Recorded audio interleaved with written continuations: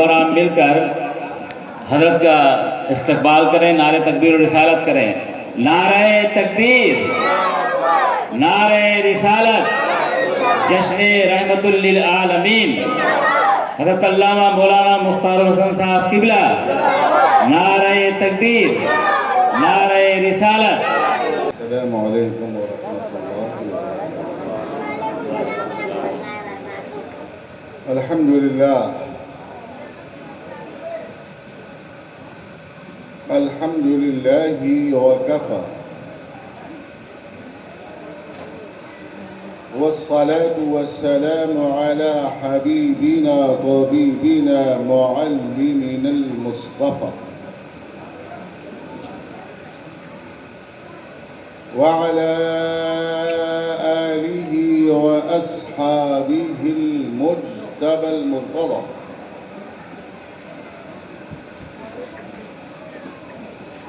وعلى من اتبعهم إلى يوم الهدى۔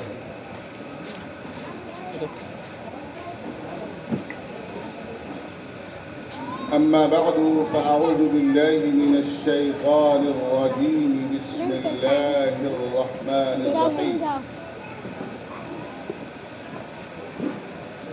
فبما رحمة من الله لنت لهم ولو كنت فظا غليظ القلب لانفضوا من حولك۔ آمنت بالله صدق الله العظيم۔ وقال الله تبارك وتعالى في شان حبيبه اهتماما به وتكريما، إن الله وملائكته يصلون على النبي يا أيها الذين آمنوا صلوا عليه وسلموا تسليما۔ اللهم صل على سيدنا مولانا محمد وعلى آله وسلم، صلاة وسلام عليك يا رسول الله۔ صلاة وسلام عليك يا رسول الله صلى الله تعالى عليه وسلم۔ رونق اسٹیج باوقار علماء اہل سنت،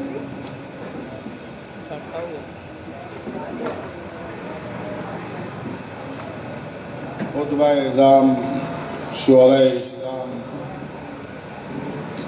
حفاظ و قراء کرام، ائمہ مساجد،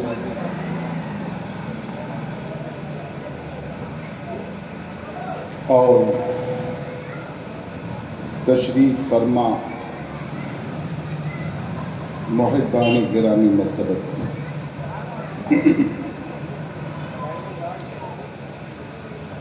نہ آپ میرے لیے نئے ہیں نہ میں آپ کے لیے نیا ہوں۔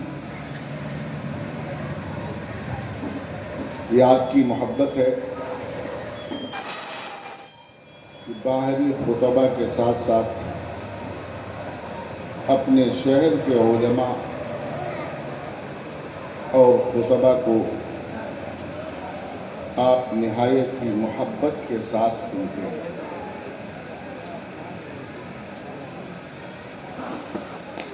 تقریریں جلسوں میں، محفلوں میں، مجلسوں میں، مسجدوں میں، ہر جگہ ہوتی ہے، اور علماء کرام اپنی اپنی بساط اور صلاحیت و لیاقت کے مطابق اللہ تبارک و تعالی کے مقدس کلام، رسول ہاشمی جناب محمد عربی روحی خدا صلی اللہ تعالی علیہ وسلم کی فرمودات کی روشنی میں آپ کے سامنے رشد و ہدایت کا سامان پیش کرتے ہیں۔ اس لیے اپنی ذوق کی تسکین کے خاطر نہیں بلکہ سر نیاز کی تصویر کے خاطر تقریر سننی چاہیے۔ واہ، تقریروں کا مقصد دین کی تبلیغ اور شریعت اسلامیہ کی روشنی کو آپ کے دلوں تک پہنچانا ہے۔ اس لیے جو عالم بھی آپ سے مخاطب ہو، ہر عالم کو بغور سننا چاہیے۔ واہ، محفلیں دنیا داری کی بہت ساری منعقد ہوتی ہیں، لوگ تفریح تباہ کے لیے جاتے ہیں۔ وہاں تو یہ روا ہو سکتا ہے، یہ درست ہو سکتا ہے کہ جہاں لطف آیا وہاں بیٹھے، اگر لذت نہ ملی تو اسی کے حصول کے لیے آئے تھے اٹھ کر چلے گئے۔ یہ محفلیں، یہ تقریریں، یہ مجلسیں تفریحوں کا ذریعہ نہیں ہیں۔ ہمارے نبی صلی اللہ تعالی علیہ وسلم نے اس مقدس دین کو اپنی تحریروں سے، اپنی کتابوں سے نہیں بلکہ اپنی تقریروں سے برپا کیا۔ سبحان اللہ۔ انسان کے لیے اس دنیا میں سب سے بہترین وسیلہ جو اللہ تبارک و تعالی نے فراہم فرمایا ہے وہ اس کی زبان ہے، جس کے ذریعے وہ افہام و تفہیم کرتا ہے اور ایک دوسرے کو سمجھتا اور سمجھاتا ہے۔ اسی لیے ارسال و تفسیر اور افہام و تفہیم، اپنے دل کی بات دوسرے تک پہنچانے کا سب سے بہترین وسیلہ انسان کی زبان ہے۔ تو ہمارے اسلاف نے، ہمارے بزرگوں نے، اکابر نے جو تقریروں کی مجلسوں کا سلسلہ جاری کیا، اس کا مقصد یہی تھا کہ جو لوگ مدرسوں میں برسہ برس اپنی زندگی صرف دین کی تعلیم کے لیے گزارتے ہیں، انہیں تو دین آ جاتا ہے، مگر دین کے احکام، شریعت کے فرامین صرف انہی لوگوں کے لیے، علماء کے لیے، حفاظ کے لیے، قراء کے لیے خاص نہیں ہیں، بلکہ اس دین کے احکام جس طرح علماء سے متعلق ہیں اسی طرح عوام سے بھی متعلق ہیں، جس طرح مردوں سے متعلق ہیں اسی طرح سے عورتوں سے بھی متعلق ہیں، جس طرح پڑھے لکھے لوگوں سے متعلق ہیں اسی طرح ان لوگوں سے متعلق ہیں جنہیں اعلیٰ تعلیم حاصل نہیں ہے۔ اس لیے تقریریں اور مجلسیں بنائی گئیں تاکہ آپ محبت کے ساتھ اکٹھا ہوں، آپ کے نامہ اعمال میں ثواب لکھا جائے اور ساتھ ہی آپ کو اپنے دین کا عقیدہ اور اپنی شریعت کے احکام کی سمجھ اور اس کا شعور بھی مل جائے۔ اس لیے باہر سے کوئی آئے، شہر سے کوئی آئے، جو کوئی ہو، چھوٹا عالم آپ کی نگاہ میں ہو، بڑا عالم آپ کی نگاہ میں ہو، لیکن جو وہ بیان کرتا ہے اس میں تو کوئی چھوٹا بڑا نہیں ہے۔ قرآن چھوٹا عالم بھی پڑھتا ہے، قرآن بڑا عالم بھی پڑھتا ہے۔ ہاں، حدیث کی باتیں چھوٹا عالم بھی بتاتا ہے، حدیث کی باتیں بڑا عالم بھی بتاتا ہے۔ زبان کسی کی ہو مگر فرمان تو میرے مصطفیٰ کا ہوتا ہے، زبان کسی کی ہو مگر تشریح تو کلام الہی کی ہوتی ہے۔ اس لیے جب آپ کسی تقریر کی محفل میں بیٹھیں تو تفریح کے لیے نہ بیٹھیں بلکہ اپنے کان اور دل کے دروازے کھول کے رکھیں تاکہ آپ کو رشد و ہدایت کا سامان مل سکے۔ ہم نے چونکہ 1 سے 2 بار 3 بار آپ کی مجلس میں شرکت کیا اور روز مجلسوں میں شریک ہوتے ہی رہتے ہیں، محسوس یہ ہوتا ہے کہ ہمارے لوگ اپنے چنندہ لوگوں کو سنتے ہیں، اپنے انتخاب کیے ہوئے لوگوں کو سنتے ہیں۔ حالانکہ ایسا نہیں ہونا چاہیے، جو عالم بھی آئے اسے بغور سن کر سیکھنے کے لیے بیٹھنا چاہیے۔ تو آئیے اپنے نبی صلی اللہ تعالی علیہ وسلم کی بارگاہ بے کس پناہ میں محبت کے ساتھ درود شریف پیش کریں۔ اللہم صلی علی سیدنا مولانا محمد وعلی آلہ وصحبہ وبارک وسلم صلاۃ و سلام علیک یا رسول اللہ صلی اللہ تعالی علیہ وسلم۔ حضرات گرامی، آج کی تقریب کا عنوان حضور نبی رحمت صلی اللہ تعالی علیہ وسلم کا مقدس خلق، یعنی آپ کے اخلاق حسنہ اور آپ کی رحمت و رافت اور آپ کی کرم نوازیاں۔ میں نے قرآن مقدس کی نہایت اہم، قیمتی، مشہور و معروف آیت کریمہ کی تلاوت کا شرف حاصل کیا۔ اللہ رب ذوالجلال ارشاد فرماتا ہے فَبِمَا رَحْمَةٍ مِّنَ اللَّهِ لِنْتَ لَهُمْ۔ اے اللہ کے حبیب صلی اللہ تعالی علیہ وسلم، آپ اللہ تعالی کی رحمت کی وجہ سے لِنْتَ لَهُمْ، ان تمام مخلوق کے لیے، انسانوں کے لیے نہایت درجہ لین اور نرم ہو گئے۔ سب سے پہلے ضروری ہے کہ آپ سمجھیے کہ اللہ کی رحمت سے مطلب کیا ہے۔ تو قرآن سمجھنے کے لیے ضروری ہے کہ ہم تفسیر کی کتابوں کا مطالعہ کریں، قرآن کو اپنی مرضی کے مطابق، اپنے خیال کے مطابق، اپنی رائے کے مطابق، جیسی ضرورت ہو، جب چاہا، جیسے چاہا اس کی تشریح اور ترجمانی کر دیا، ہرگز جائز نہیں ہے۔ قرآن کی تفسیر کے لیے ضروری ہے کہ سب سے پہلے ان لوگوں کو سنا اور سمجھا جائے جن کے لیے اللہ تبارک و تعالی نے اپنے نبی صلی اللہ علیہ وسلم کو براہ راست بھیجا، اور انہوں نے اپنے آقا کی تربیت پائی اور ان سے قرآن کا مطلب دیکھ سنا اور سمجھا، اور خود ان مشاہد کو اپنی آنکھوں سے دیکھا جب وہ قرآن اتر رہا تھا۔ تو صحابہ کرام رضوان اللہ علیہم اجمعین کی تشریحات یہ اعلان کرتی ہے کہ اللہ کی رحمت کا مطلب یہ ہوتا ہے کہ آپ کا رابطہ، آپ کا تعلق، آپ کا اللہ کے ساتھ جو ربط ہے وہ مسلسل جڑا ہوا ہے، اپنے رب سے آپ لگے ہوئے ہیں۔ تو اللہ کے اس تعلق نے، اس ربط باہمی نے، اس آپ کے ایک دوسرے کے ساتھ جڑاؤ نے آپ کو نرم کر دیا، آپ کو سافٹ کر دیا ہے۔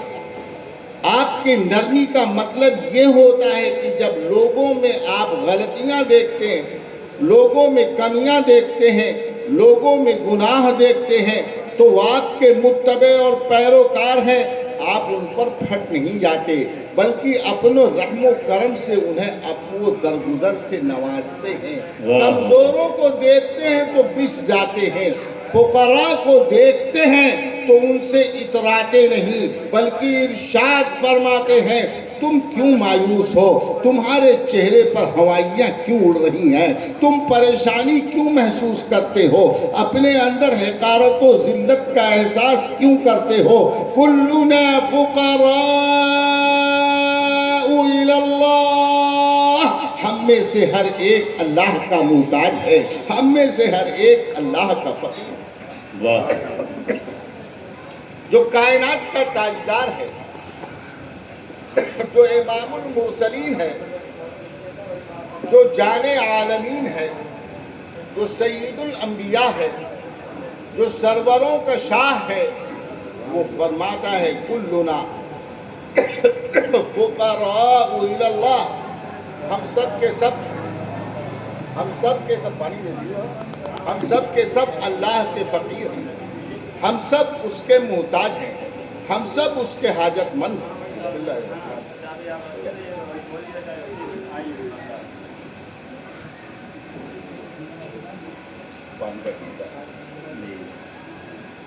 ہم سب اس کے محتاج ہیں۔ عزیزان ملت اسلامیہ، قرآن فرماتا اس رحمت پروردگار کا یہ اثر ہے کہ آپ نرم ہو گئے ہیں۔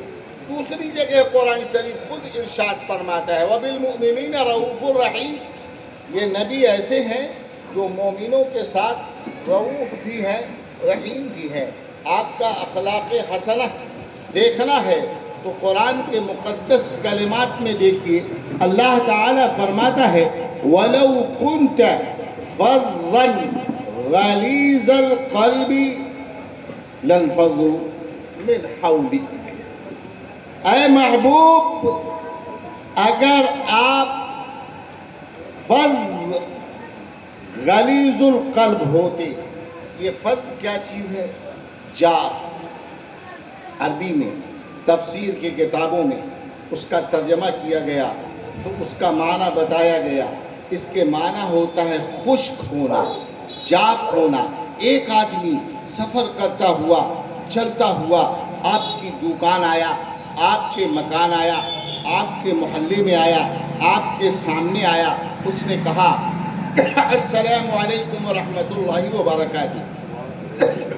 اگر آپ کے اندر اخلاق ہے، اگر آپ کے اندر شرافت ہے، اگر آپ کے اندر انسانیت ہے، اگر آپ کے اندر سنت ہے، تو آپ کا طریقہ یہ ہوگا کہ آپ مسکرا کر کہیں گے وعلیکم السلام ورحمۃ اللہ وبرکاتہ۔ آئیے ذرا رسول اللہ صلی اللہ تعالی علیہ وسلم کی بارگاہ میں حاضری دیجئے۔ صحابہ کرام رضوان اللہ علیہم اجمعین نے اپنے نبی کی ایک ایک ادا کو محفوظ رکھا ہے۔ قال رسول اللہ صلی اللہ علیہ وسلم، قام رسول اللہ صلی اللہ علیہ وسلم، تبسم رسول اللہ صلی اللہ علیہ وسلم، ضحک رسول اللہ صلی اللہ علیہ وسلم، نام رسول اللہ صلی اللہ علیہ وسلم۔ یہاں کھڑے ہوئے تھے، یہاں آپ مسکرا رہے تھے، یہاں آپ جھکے ہوئے تھے، یہاں آپ بیٹھے ہوئے تھے، یہاں آپ نے یوں کہا تھا، وہاں آپ نے یوں فرمایا تھا۔ دنیا کا کوئی انسان آدم سے لے کر ایدم تک ایسا نہیں مل سکتا جس کی زندگی کے حصے کو اس تواتر کے ساتھ پیش کیا گیا ہو، اس اہتمام کے ساتھ پیش کیا گیا ہو، اس انداز کے ساتھ پیش کیا گیا ہو۔ میرے نبی کی ایک ایک بات کو صرف محفوظ نہیں کیا گیا ہے، بلکہ اس وقت سے لے کر آج تک جتنے لوگوں نے میرے نبی کی بات بیان کیا، ان کی زندگیاں بھی محفوظ کر دی گئی ہیں، ان کے حالات بھی محفوظ۔ سبحان اللہ، سبحان اللہ،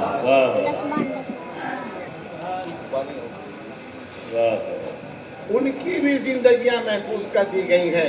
عزیزان ملت اسلامیہ، آپ اگر حدیث کا مطالعہ کریں اور مقدس حدیث کے حوالے سے آپ اسٹڈی کریں تو آپ کو پتہ چلے گا ایک حصے کو حدیث کہتے ہیں۔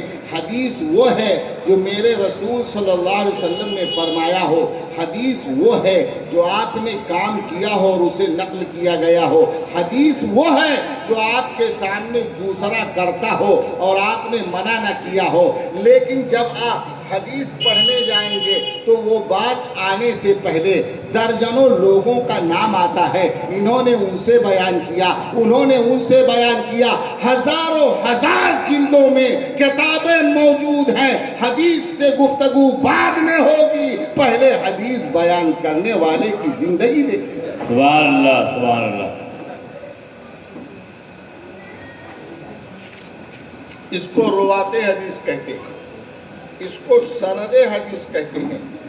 عزیزان ملت، صحابہ کرام رضی اللہ عنہم اجمعین نے رسول کریم صلی اللہ تعالی علیہ وسلم کی مقدس زندگی کا ایک ایک حصہ، ایک ایک گوشہ محفوظ فرمایا، تو اسی میں فرمایا کہ جب آپ کے پاس لوگ آتے، کوئی جماعت آتی، کوئی شخص آتا، یہ نہیں کہا ہے کہ مسلمان آتا، یہ نہیں کہا کہ صحابی آتا، یہ نہیں کہا کہ قرشی آتا، یہ نہیں کہا ہاشمی آتا، یہ نہیں کہا کہ مطلبی آتا، یہ نہیں کہا کہ تمیمی آتا، یہ نہیں کہا کہ حذلی آتا. نہیں، ہاشمی مطلبی کی بات نہیں کی جا رہی ہے، قرشی و مخزومی کی بات نہیں کی جا رہی ہے، بلکہ یہ کہا جا رہا ہے کان لا یواجہ احدا بمکروہ. اپنا آتا، غیر آتا، دوست آتا، دشمن آتا، کافر آتا، مسلم آتا، پڑوسی آتا، دوسرے شہر سے آتا، عربی آتا، حبشی آتا، رومی آتا، ہندی آتا، کوئی آتا، جب کوئی نبی پاک صلی اللہ علیہ وسلم کی بارگاہ میں حاضر آتا کان لا یواجہ احدا بمکروہ، تو اس سے کراہت نہیں فرماتے تھے بلکہ مسکرا کر سبحان استقبال. اللہ سبحان اللہ. واہ یہ عظیم اخلاق واہ. جو امام المرسلین ہے،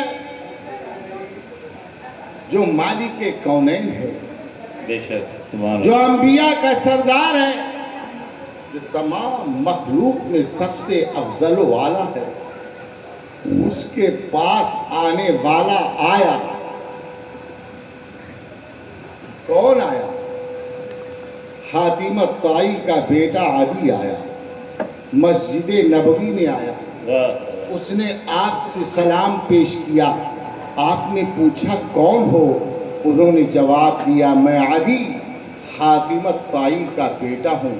فرمایا آؤ، مسجد نبوی میں نہیں، چل کر گھر میں ملتے ہیں. بول تو رسول. سبحان اللہ. ابھی وہ ایمان نہیں لایا ہے. واہ جنگ ہوئی تھی، جنگ میں قیدی پکڑے گئے، ان کی بہن بھی پکڑی گئی. پوچھا تم کون ہو؟ کہا میں حاتم الطائی کی بیٹی ہوں. فرمایا وہ تو بڑا اچھا انسان تھا، صلہ رحمی کرتا تھا، اپنے قرابت داروں کا خیال رکھتا تھا، محتاجوں کی نگہبانی کرتا تھا. تم اس کی بیٹی ہو جو غریبوں کی داد رسی کرتا تھا. تم اس کی بیٹی ہو جو بیواؤں کا سہارا بنتا تھا. تم قیدی بنا کر لائی گئی ہو. تم اس کی بیٹی ہو جو اپنے اور غیر کا امتیاز دیکھے بغیر مدد کرتا تھا، جو مریضوں کے لیے سہارا بن جاتا تھا، جو مسکینوں کا ماوا و ملجا بن جاتا تھا. سب سے تو پیسہ لیا جائے گا مگر حاتم الطائی کے صدقے میں اس کی بیٹی سے لیا نہیں جائے گا. اس کے گھوڑے کو سجایا جائے، اسے تحفہ دیا جائے اور محبت کے ساتھ مدینے سے روانہ کر. سبحان اللہ سبحان اللہ. واہ. آپ ذرا غور کریے، جنگ ہوئی تھی، ایک دوسرے کے خون کے پیاسے تھے، مقابلہ ہوا تھا، لوگ پکڑے گئے تھے. کون کہتا اسلام تلوار کی زور سے پھیلا ہے؟ حاتم الطائی کی بیٹی کے دل کو چیرنے کے لیے نشتر نہیں لگایا گیا تھا، محبت کی زبان سنائی. سبحان اللہ.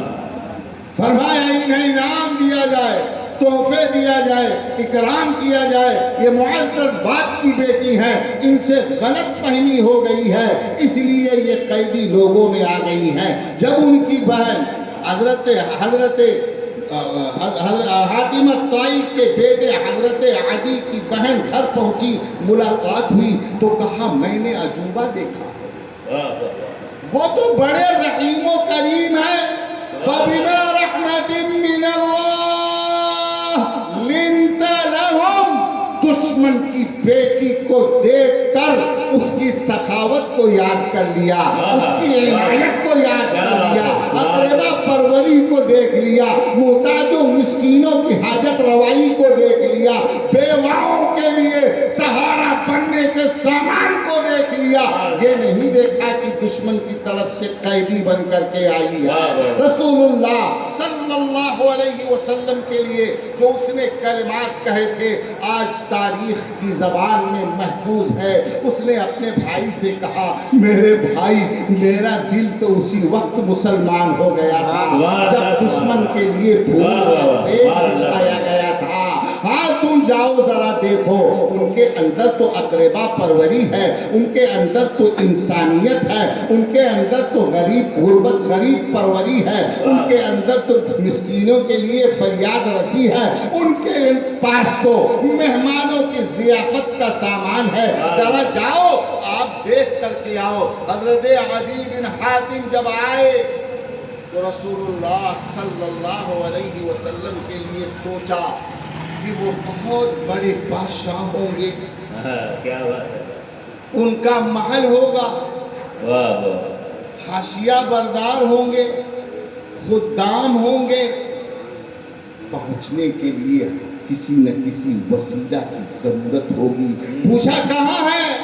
بتایا گیا مسجد میں ہے۔ آگے مسجد میں ملاقات ہو گئی، حیران ہے، یہی نبی ہے، یہی نبی ہے، واہ واہ، یہی نبی ہے، یہی بادشاہ ہے، یہی اتنے بڑے فوج کے سپہ سالار ہیں، یہی ہے جنہوں نے پورے مکہ کو ہلا کر رکھ دیا ہے۔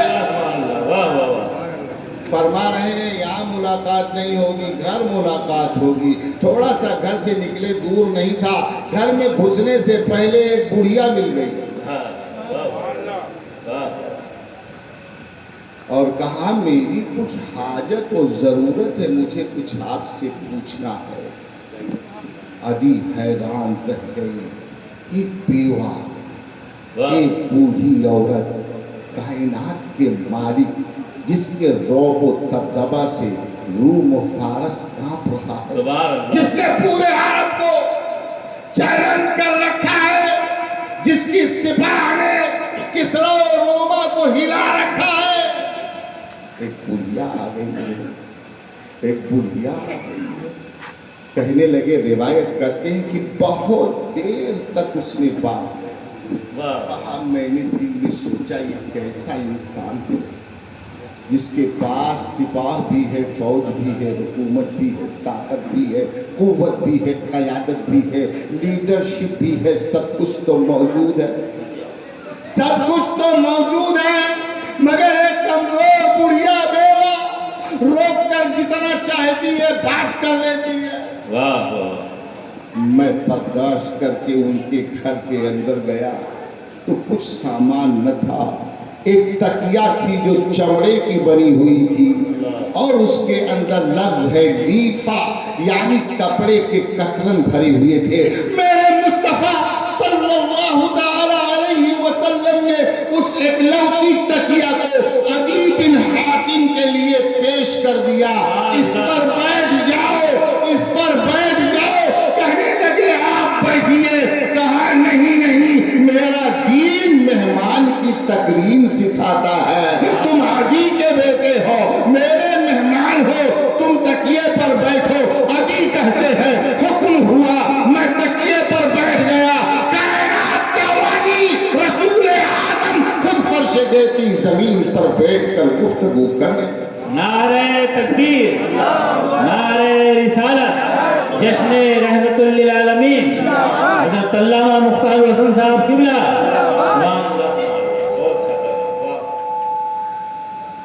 مائک ایک حالت پر چھوڑنے چاہے تیز ہو چاہے کم زیادہ نہ کریں، اس لیے کہ ہم لوگ جب بولتے ہیں تو تسلسل کے ساتھ بولتے ہیں، گھٹتا پڑتا ہے تو دماغ بھی گھٹتا پڑتا ہے۔ آپ توجہ دیجئے،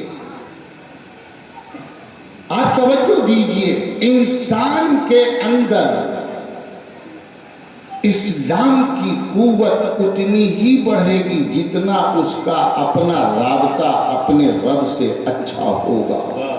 فَبِمَا رَحْمَةٍ مِّنَ اللَّهِ، یہ رابطہ نبی کا اللہ کے ساتھ موجود ہے، اس لیے نرمی آ گئی۔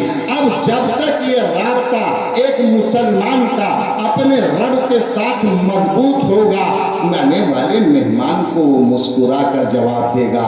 ایک امیر انسان آپ کے سامنے سے گزرتا ہے، ایک حکومت والا آپ کے سامنے سے گزرتا ہے، آپ کے سماج کا، آپ کے محلے کا باحیثیت انسان آپ کے سامنے سے گزرتا ہے تو آپ اس کے سلام کا انتظار نہیں کرتے ہیں بلکہ خود ہی پر سے راہ بنے جاتے ہیں، سلام کیے چلے جاتے ہیں۔ لیکن جب کوئی غریب آتا ہے اور آپ سے سلام کرتا ہے تو آپ جواب دینے میں دشواری محسوس کرتے ہیں۔ وہ کہتا ہے السلام علیکم ورحمۃ اللہ، تو آپ جواب نہیں دیتے ہیں، کیا کہتے ہیں وعلیکم السلام، ایسا لگتا ہے ڈانٹ رہی ہے۔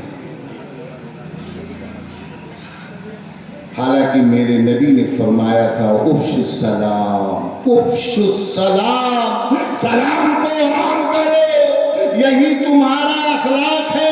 یہ مت دیکھو سامنے والا چھوٹا ہے یا بڑا ہے، پڑھا ہے یا ان پڑھ ہے، اپنا ہے یا غیر ہے، دوست ہے یا دشمن ہے، تم نے یہ جان لیا کہ یہ ہمارا بھائی ہے، افش السلام، تو ہر آنے والا چاہے بڑا ہو یا چھوٹا اس کی ذمہ داری ہے کہ موجود آدمی پر سلام کرے۔ افش السلام، تم سلام کو عام کرو تاکہ تم میں محبت پیدا ہو۔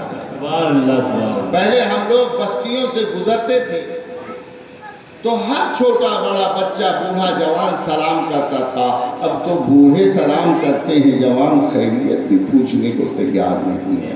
یہ ہماری اخلاقی پستی ہے۔ میرے رسول صلی اللہ تعالی علیہ وسلم نے ارشاد فرمایا ہے بد اخلاق انسان کو کبھی بھی جنت کی خوشبو نہیں مل سکتی۔ ابھی وہ اسلام نہیں لائے تھے، ابھی وہ اپنا نہیں بنے تھے، دامن اسلام سے وابستہ نہیں ہوئے تھے، مگر سخاوت والے حاتم الطائی کے بیٹے رسول پاک صلی اللہ علیہ وسلم کے یہاں مہمان ہو گئے تھے۔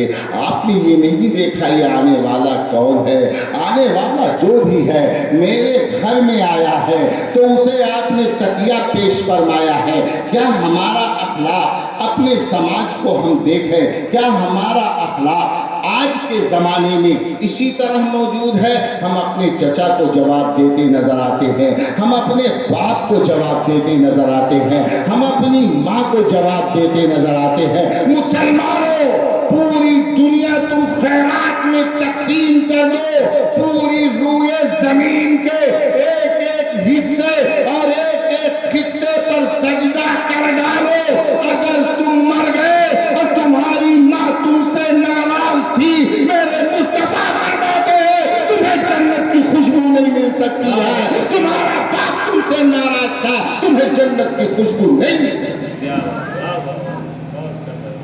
آپ ذرا غور کریے ہم کہاں کھڑے ہیں۔ اسلام ہمیں تعلیم کیا دیتا ہے؟ ہماری ماں کہتی ہے بیٹا پانی لیا، کیا پانی پانی کیے ہو؟ شراب پینا گناہ کبیرہ ہے، غیبت کرنا گناہ کبیرہ ہے۔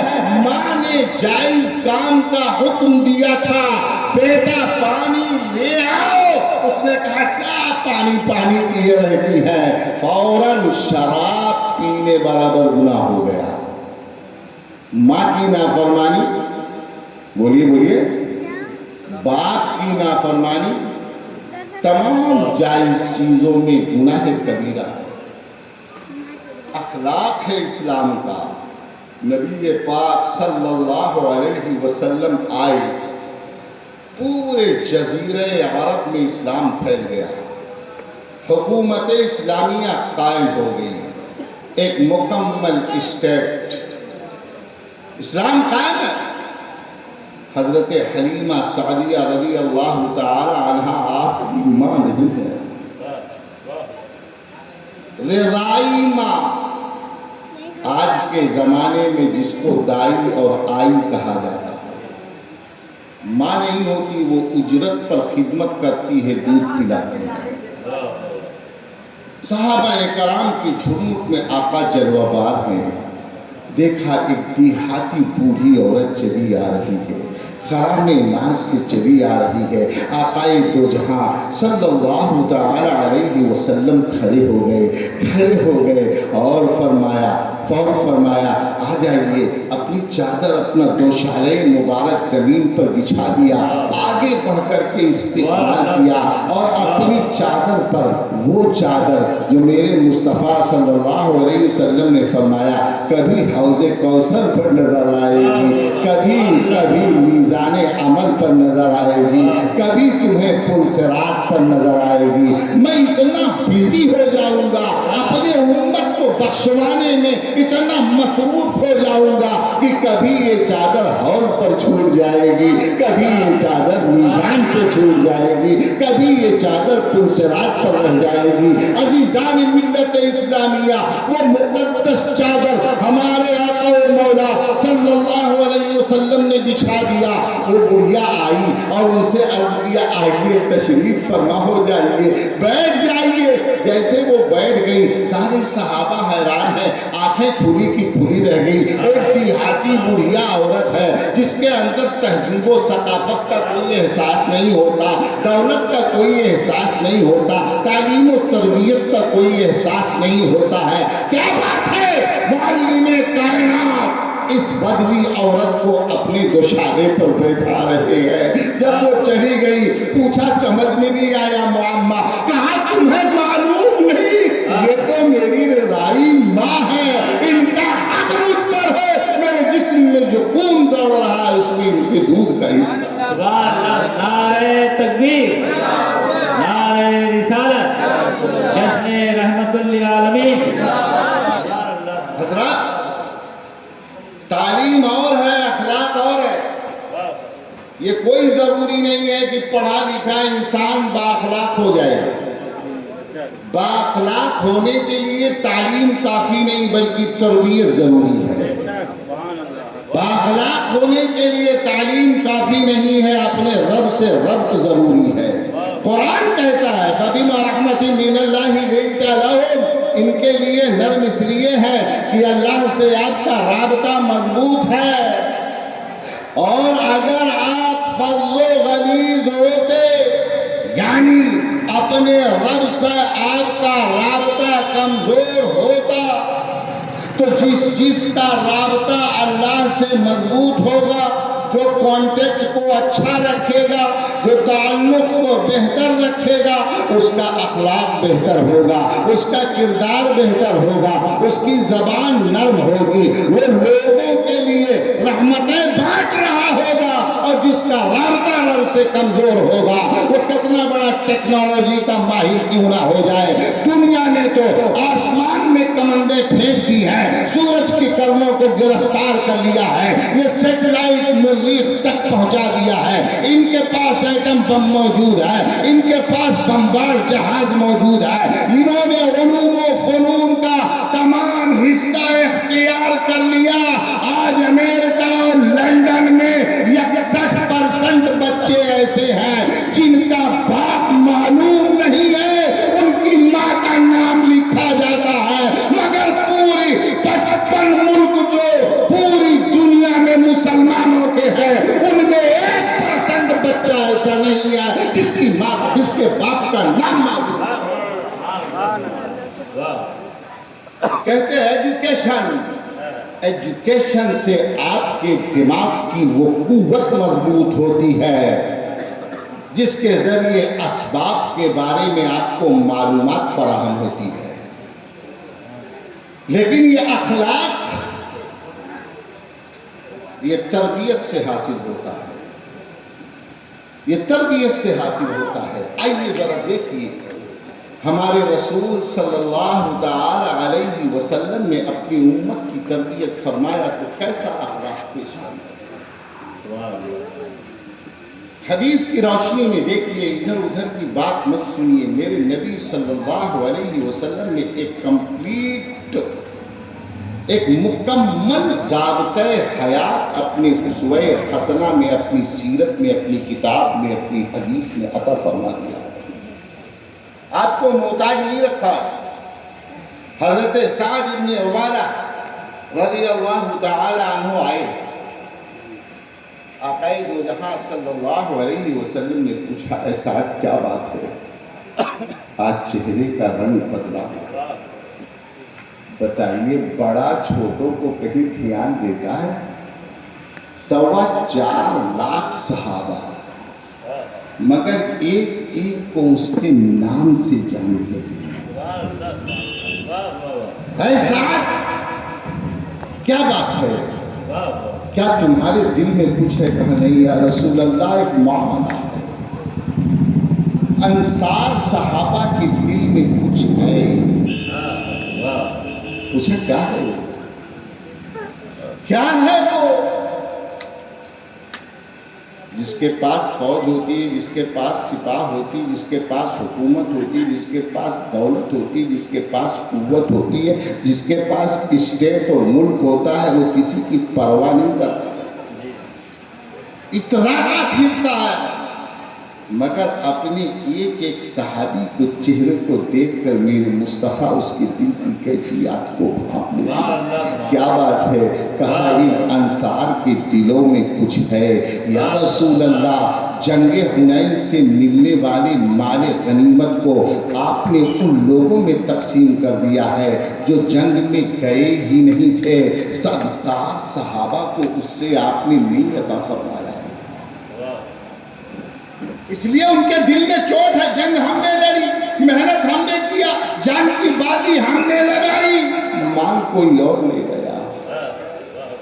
ذرا غور کریے، حکم ہوتا، فرمان شاہی فرمان تغلقی جاری ہوتا، میری مرضی میں ہی حاکم ہوں۔ جب میں نے ڈیسیزن لے لیا، احتجاج کرو گے مارے جاؤ گے، ایجیٹیشن کرو گے قید میں ڈالے جاؤ گے، کچھ بولو گے تو تمہیں میسا ٹاٹا پوٹا میں ڈھکیلا جائے گا۔ بول نہیں سکتے، ایمرجنسی لگائی جائے گی۔ نہیں، میرے حبیب صلی اللہ علیہ وسلم کا مقدس اخلاق تو دیکھو۔ کھڑے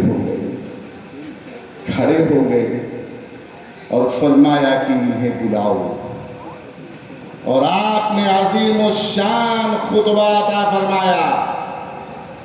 اے انصار صحابہ،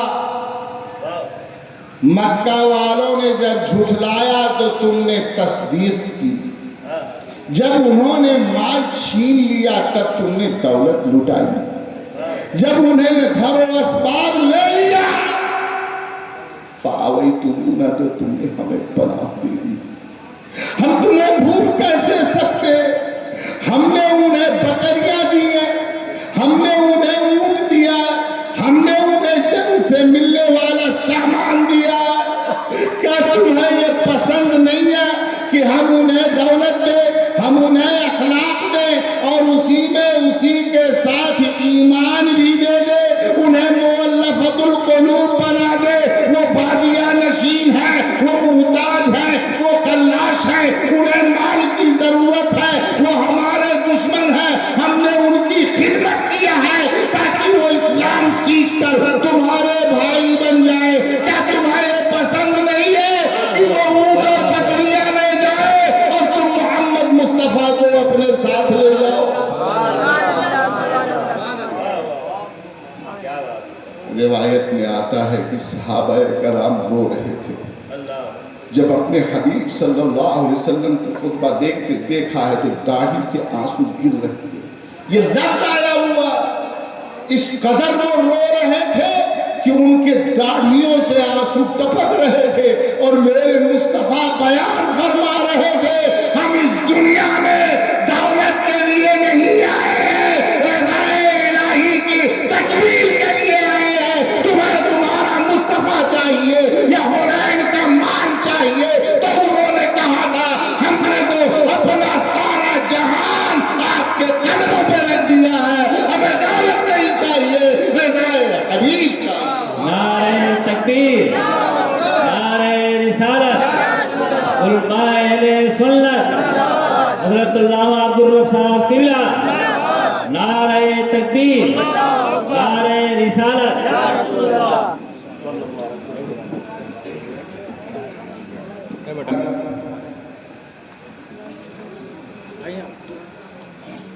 ہمارا یہ جلسہ 12 بجے رات تک ہی چلتا ہے، اور اسی ترتیب کے مطابق تقریریں بھی ہوتی ہیں۔ اب آپ جن کا انتظار کر رہے تھے، واضح ہستی محبوب المشائخ، خطیب الہند، شبل مخدوم ملت، پیر طریقت، حضرت علامہ مولانا الحاج سید شاہ عبدالرب صاحب قبلہ عرف چاند بابو سجادہ نشین خانقاہ فردوسیہ قیامیہ سبحانیہ محبوبیہ بلہری شریف جلوہ ہو چکی ہے۔ حضرت سے پورا ہندوستان ہی نہیں بلکہ دنیا کے مختلف حصے کے بود و باش اختیار کرنے والے مسلمان خوب اچھی طرح واقف ہیں اور فیض سبحانی سے وہ فیضیاب بھی ہوتے ہیں۔ آپ بھی برکتیں دیجیے اور چند لمحوں بعد حضرت کے خطاب نایاب سے اپنے آپ کو بہتر کیجیے۔ اور آپ کے پہلے خطیب جنہوں نے اس جشن کا آغاز اپنے خطاب نایاب سے کیا اور بڑی کامیاب تقریر کی، فقیہ عصر خطیب الاسلام حضرت علامہ مولانا مفتی شمس القمر صاحب قبلہ فیضی بھی ہمارے پہلومی جلوہ بار ہیں، ان کی بھی زیارت کیجیے۔ اور میں اپنی بات 2 منٹ کے اندر پوری کر کے اپنا وقت پورا کر دوں مطلب تقریر کا، دوسرا وقت نہ سمجھ لے گا۔ اللہ تعالیٰ آپ کی عمر بھی لمبی کرے اور محبوب المشائخ کا بھی سایہ دراز فرمائے اور ہم سب کو بھی دین کی خدمت کی توفیق نصیب فرمائے۔ حضرات، صحابہ کرام کی جماعت کے دل میں یہ بات آئی تھی کہ ہم نے جنگ کیا،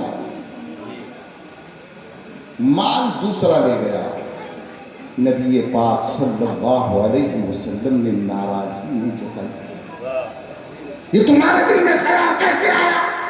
یہ تم نے نبی کے بارے میں کیسے سوچا؟ وہ تو معصوم ہوتے ہیں، تمہارے سوچ میں کیسے آیا؟ نہ، کیا آپ اپنے سماج میں یہ مقام پانے کے بعد اپنے ساتھ اپنے بالوں کے ساتھ یہ سلوک کرتے ہیں؟ کیا اپنی فیکٹری میں، اپنے کھیت میں، اپنے محلے میں، اپنے دکان پر لوگوں کے درمیان آپ یہ سلوک کرنے کو تیار ہیں؟ کیا آپ اپنے اوپر کیے گئے اعتراض کے بعد لوگوں کے درمیان خود کو کھڑا کرنے کو تیار ہے؟ یہی تو بنیادی اخلاق ہے کہ قوت موجود ہو، طاقت موجود ہو، ہمت موجود ہو، بدلہ لینے کا وقت بھی موجود ہو، مگر میرے مصطفیٰ صلی اللہ علیہ وسلم کی سنت ہے کہ جب سب کچھ موجود ہو تو اللہم اہدی قومی فإنہم لا یفقہون، یہ لوگ جو پتھر برسا رہے ہیں، اے اللہ میں ان کے لیے بد دعا نہیں کرتا بلکہ ان کے لیے ہدایت کی دعا کرتا ہوں۔ میں پہاڑوں کو ٹکرا کر انہیں برباد کرنے کی دعا نہیں کرتا بلکہ اسلام کے نور و نکہت میں معمور ہو کر اہل طائف کے لیے ہمیشہ آباد ہونے کی دعا کرتا ہوں۔ کیا ہمارے اندر یہ جذبہ ہے؟ صرف واقعات سننے سے، حدیثیں سننے سے کام نہیں چلنے والا، ضروری ہے کہ آپ اپنے اخلاق کو تبدیل کریں، مگر یہ سوچ کر نہیں ہوگا کہ ہم اخلاق بدل لیں گے بدل جائے گا، نہیں۔ قرآن فارمولہ دیتا ہے فَبِمَا رَحْمَةٍ مِّنَ اللَّهِ، اللہ سے جس کا رابطہ مضبوط ہوگا، جو اس کے رحمتوں کے ساون بھادوں میں خوب خوب بھیگے گا، اسی کا دل نرم ہوگا، اور جس کا رابطہ ٹوٹ جائے گا وہ فض خشک ہو جائے گا، جاف ہو جائے گا، غلیظ القلب پتھر دل ہو جائے گا، جو غریبوں محتاجوں کو دیکھ کر اترائے گا۔ جب تمہیں اپنے کمزور نادار فقیر کو دیکھ کر تمہارے آنکھوں میں آنسو آ جائے، گالیاں دینے والی پاگل بڑھیا کے لیے جب تمہارے گھر سے بہترین نوی نویلی دلہن کے ہاتھوں کا پکا ہوا کھانا تمہارے دسترخوان پر نظر آئے، اس دن سمجھ لینا میرے رب کی رحمت مجھ پہ برس گئی۔ میرے مصطفیٰ نے یہی درس دیا تھا، یہی سبق دیا تھا، اے لوگو بدل جاؤ، اسلام کی طرف آؤ، سنت حبیب صلی اللہ تعالی علیہ وسلم کی طرف لوٹ جاؤ، ادھر ادھر مت دیکھو، بھٹکنے کی ضرورت نہیں۔ اگر دنیا اور آخرت دونوں کی کامیابی چاہیے تو ہمیں سیرت رسول صلی اللہ علیہ وسلم اپنانا ہی پڑے گا۔ آئیے ایک بار ہم عہد کریں کہ ہم دین اپنائیں گے، اسلام کی راہ پر چلتے جائیں گے، رب توفیق دے تو ہم ایمان پر ختم پائیں گے۔ وما توفیق الا باللہ۔ السلام علیکم ورحمۃ اللہ۔